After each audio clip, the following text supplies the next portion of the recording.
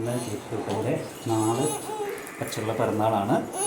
അപ്പോൾ വേറെ ആരുമില്ല, ഞങ്ങൾ മാത്രമേ ഉള്ളൂ. പിറന്നാൾ സദ്യ കഴിക്കാൻ പോകുന്നു. അമ്മയും അമ്മൂമ്മയും കേശുട്ടനും മാത്രമേ ഉള്ളൂ.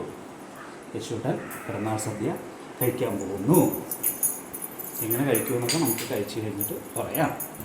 അങ്ങനെ ദേ സദ്യ കഴിക്കാൻ പോകുന്നു. എല്ലാ ഐറ്റംസും റെഡിയായി, ടേബിളെല്ലാം എടുത്ത് വെച്ചു. ഇനി ഇലയിട്ട് എല്ലാം എടുത്ത് വിളമ്പണം. മുണ്ടൊക്കെ ഉടുപ്പിച്ചിട്ട് പപ്പ കൊണ്ടുവന്നപ്പോഴേക്കും പിന്നെ വേറെ ആക്ടിവിറ്റിയിലേക്ക് പോയി. ഞങ്ങൾ താക്കോൽ കിട്ടിയപ്പം പിന്നെ വാതിൽ തുറക്കുന്ന കളിയിലായി. പിന്നെ അമ്മ നിലവിളക്കൊക്കെ കത്തിച്ചിട്ട് സദ്യ ഇലയിട്ട് സദ്യകൾ ഓരോന്നും എല്ലാ വിഭവങ്ങളും അങ്ങ് വിളമ്പി നിലവിളക്ക് കത്തിച്ചു.